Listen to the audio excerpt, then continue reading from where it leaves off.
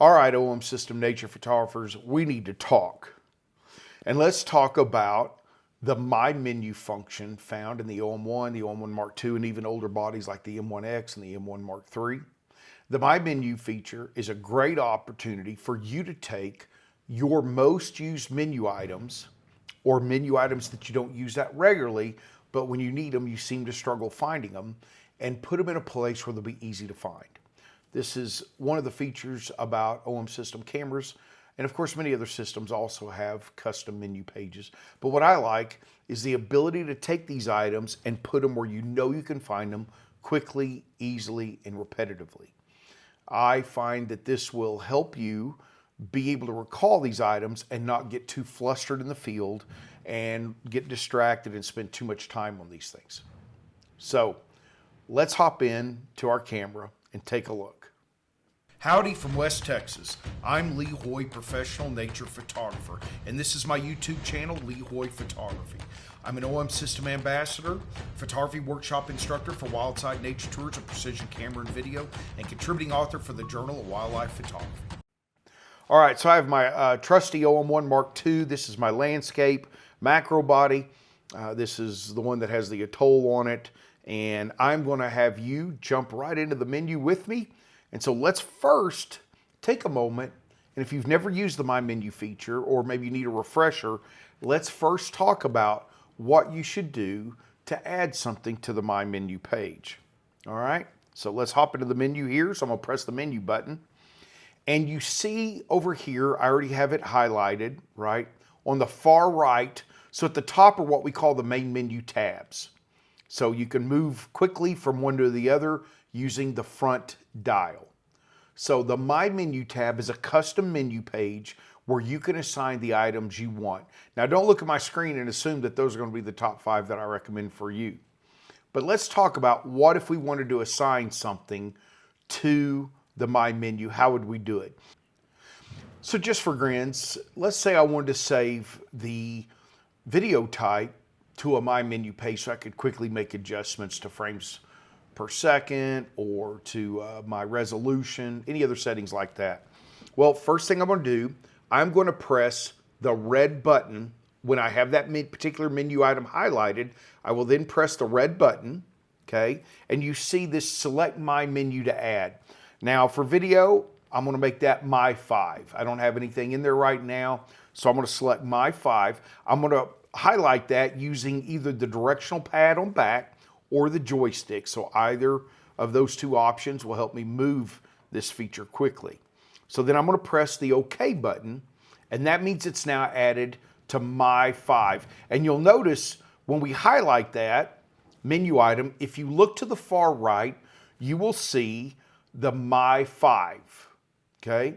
That is been set, and you can see My 5 right up here. So the menu item we added, the video type, right, is now under My 5. So if I spin the front dial to get over to My Menu, and then I use the directional pad to go to page 5, you will see right there, there's that item I added. So rather than having to remember that it's here and here, now I can just simply get to My 5 and boom, there it is. So that's how we add something to our My Menu. Now, what if we put something in there accidentally that we didn't want, okay? Let's just say I wanted to remove ISO Auto because I don't use it, but I had it in there for some testing, okay? So I would highlight the item in the My Menu. I would press the red button. I could either rearrange the order of the items on that page, I could remove that item, or I could remove the entire page. So if I hit yes, now ISO Auto is no longer in the My Menu section. You see that it's gone. Okay, nature photographer, so here, the big reveal. What would be the first item that I would recommend that all photographers have on their My Menu page? Well, that's pretty easy.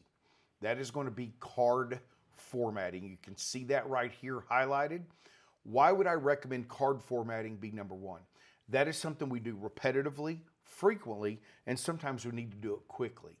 So rather than getting flustered out in the field or early in the morning when you're getting ready to head out for a photo shoot, or midday after you're going maybe back out for evening shoot, then I recommend adding this as your position number 1, because I know that a lot of times people don't think about, they wait too long, they don't maybe shoot enough to have a good routine. I shoot enough where I have a very dedicated routine, and when you're OCD and a control freak, that makes it even easier to have a really good routine. So card formatting should be my menu page 1, first position. Get there, format that card. I'll talk about why we should never delete images on a card when I do a video about memory cards. Okay, so card formatting, position number 1. That's my number 1 recommendation. So, are you ready for reveal number 2? What would be my recommendation for position 2? Well, it would be different from the EM1X than it is for the OM1 and the OM1 Mark II. And that is because in the EM1X we had GPS and would automatically make changes to date and time. So for me, I would really recommend that you put the date and time settings found here in setup menu, that's the pink wrench, on page 6, second item. I would definitely recommend that you add this to my menu page 1, because as you travel, you're going to need to make adjustments for the date and time manually. And it is a pain when you don't adjust that and you travel quite a few time zones over, and then when you import, you got to go in and make adjustments to the time. That is a pain in the butt. So being able to access your date and time quickly is very helpful. I like to try to set it, if at all possible, the day before I travel, so I'm not trying to remember it once I've arrived. So if you know the destination you're going to, be sure and make changes to your date and time. So there you go. That's my recommendation for my menu, page 1, position 2. Well, are you ready for the reveal for position number 3? This is where it gets a little more complicated, and I believe you should have some options depending. So my recommendation for position number 3 on the My Menu, page 1, if you don't have battery information turned on for your electronic viewfinder like I do, let's take a look at the electronic viewfinder. Now you'll notice on the upper left, it shows that I have a single battery at 94%. Below the histogram, I also have 94% showing, and it has an X on the power battery holder battery because I don't have a grip attached to this camera. Okay, so this is very important.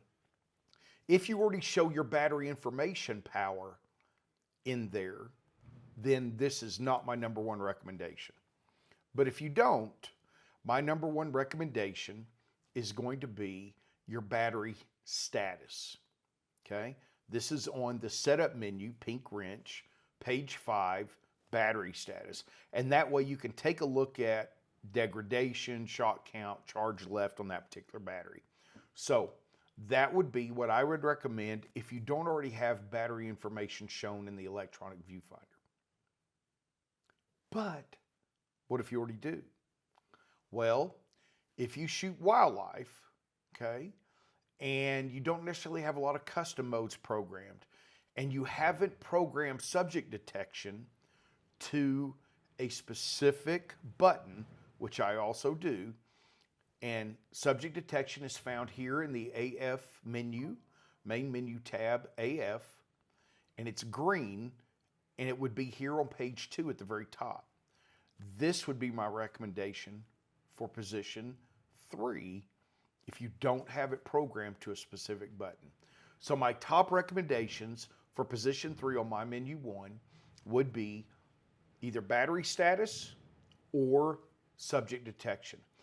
If you're not turning it on and off with a button, you want to be able to access that quickly, or just not necessarily just turning it on and off, but also changing it from maybe bird to mammal or plane, train, people, whatever it is you might shoot. Okay, so those are my 2 recommendations for position 3. Well, what about position 4 on my menu? What would I recommend you put there? Well, again, just like position 3, this is a either or, and it's going to depend on your shooting style and what information you might be using. So a lot of people like to use and connect their iPhone or their smartphone to their camera. I personally do not do it. I don't like it. It takes a lot of battery life, but I know it's very convenient for a lot of people. I can't tell you, it's been years since I've connected a phone to my camera. I don't need to tap on my phone to focus. I'd rather focus on photography than gadgets.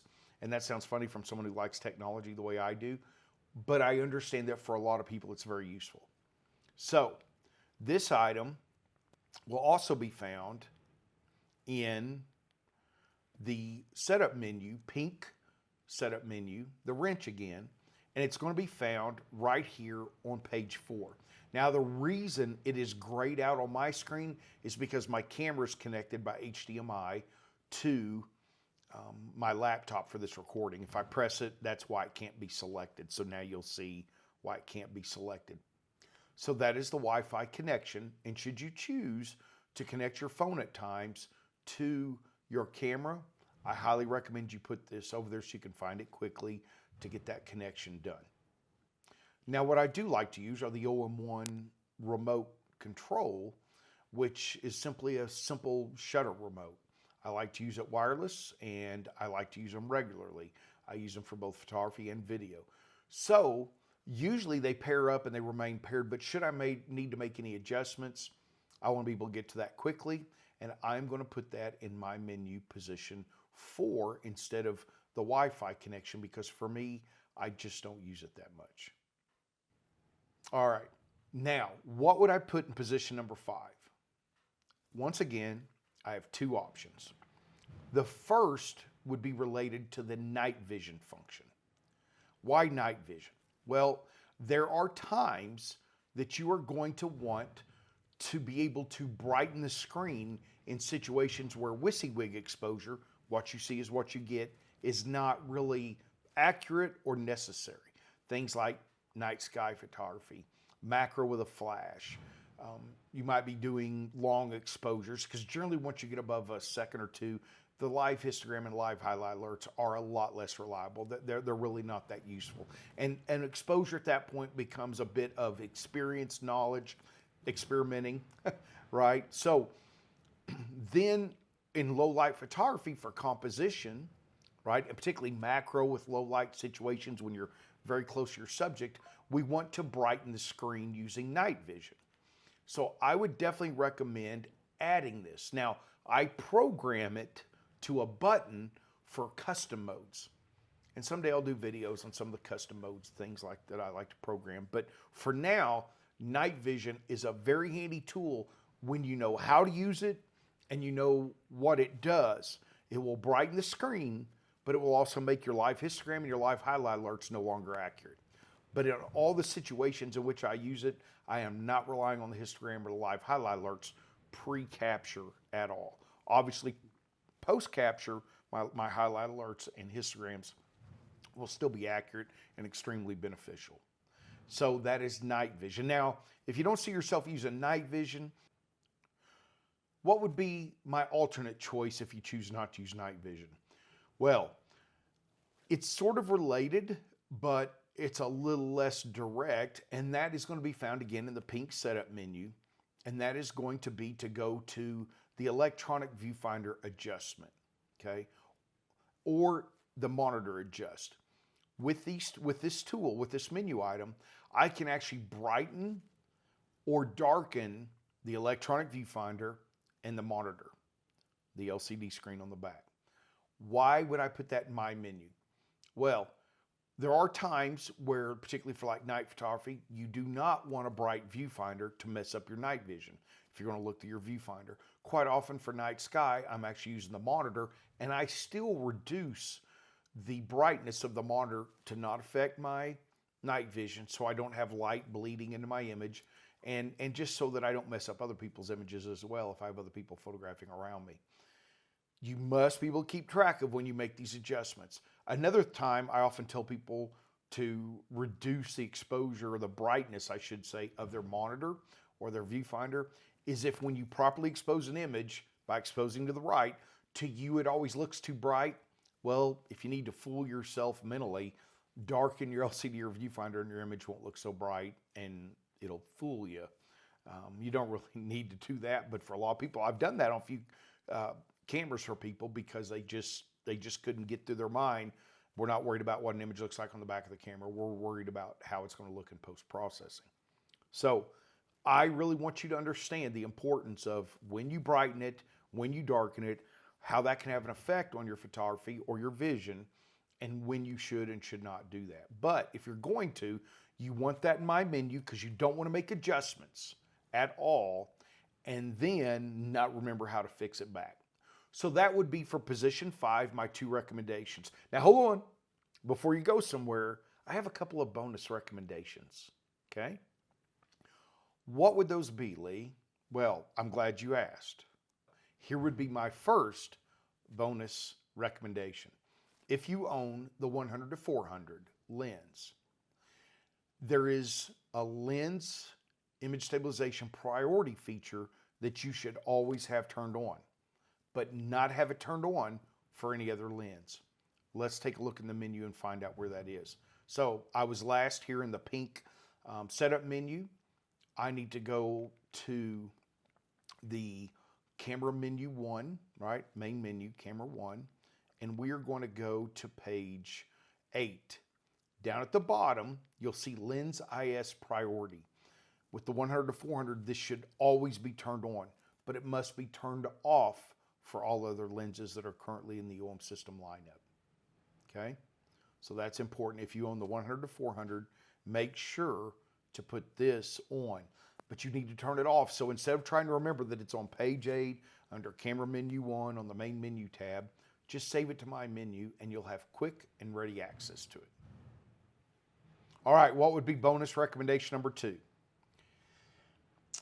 I don't want to step on any toes or hurt anybody's feelings, but we all know those photographers whose camera settings, buttons, dials, menus all seem to change, and the camera just does it on its own. And the photographer has never accidentally changed something, even though they do it all the time. If you are one of those, be honest with yourself. We all know some of those photographers. I have clients that are like that, where the key phrase is often, there is something wrong with my camera. Well, I'm going to be honest, probably 1% of the time, actually less than 1% of the time, is it something that there is truly something wrong with the camera where it needs to be sent in. Most of the time it's user error. But one of the things that can happen that can be truly devastating on a photographer, and I do not know how this happens, but it has happened on more than just a handful of occasions, and that is when you change the language of your menu. Yes, it happens. Yes, I've had plenty of clients do it. I don't know how, and it is brutal. Fortunately for them, if they're with me, I know what the icon looks like because most do not have it in their MyMenu. But this would not be a bad fail-safe for any photographer to do this. We're going to go to the pink setup, the wrench menu. We're going to go to page 6, reset clock language others. And you are going to go down to this icon that looks like a face with a text box coming out of its mouth. This is where we change the language. Should you find your menu ever in Deutsch, Espanol, Svenska, Norse, Italiano, Mandarin, whatever it might be, something that you can't read, and you don't remember that little icon, then perhaps it's a good idea to put this in your menu tab, MyMenu tab, so that if for some reason your camera randomly changes its mind to go from English to something else, you'll know how to fix it. Okay, nature photographers, those are my recommendations for the MyMenu tab. I'd be curious, do you have some other items that you would say are your top 5? You know, maybe you look at photography differently, and maybe what you would like quick or easy access to is different. You know, it's interesting with some of the things we can assign to buttons, some of the things we need to put in MyMenu, things that I used to put in MyMenu, I now have programmed to buttons, like subject detection for me is a great example, right? High-res shot mode in my landscape modes, that's always now programmed to a button. So realizing what you may or may not have on a button, what you may want to access in the menu. You know, the computational photography page is easy to find for me, so I generally don't put those features in MyMenu. And I put focus stacking assigned again to a button. Or I use focus bracketing, my apologies. So there is an opportunity for you to customize this however you want. And those are just my recommendations. Again, let me know in the comments if you got some different ideas. I'd love to hear them. Thanks for being a part of my online YouTube community. Appreciate you guys. Thanks for your support, both emotionally, mentally, financially. Some of you guys have given me some large super thanks, and you have no idea how much that means. Go out there, get some great shots. I'll see you next week.